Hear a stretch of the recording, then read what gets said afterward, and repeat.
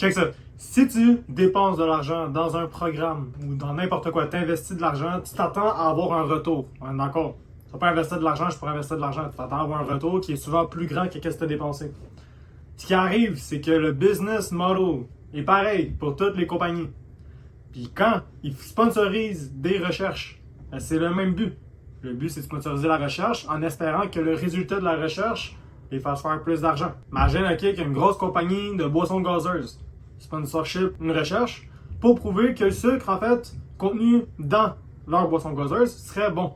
Ils font la recherche, font manger plein d'affaires et entre autres font boire à plein de gens de la boisson gazeuse. Qu'est-ce qu'ils se rendent compte? Les gens qui auraient mangé plein de trucs incluant par exemple de la viande et des gens qui auraient mangé plein de trucs excluant par exemple la viande. Là, ils remarquent que ceux qui excluent la viande par exemple, sont un petit peu plus en santé que ceux qui l'ont inclus. Ou égal. Mais c'est pour eux juste payer un petit peu plus, puis mettons falsifier les données. Là, je dis pas que c'est fait tout le temps, mais ça arrive.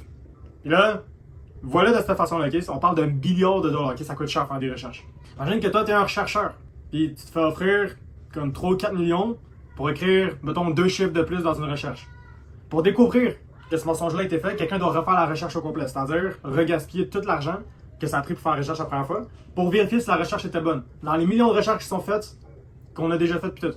Fait qui va t'en sortir à refaire toutes ces recherches-là?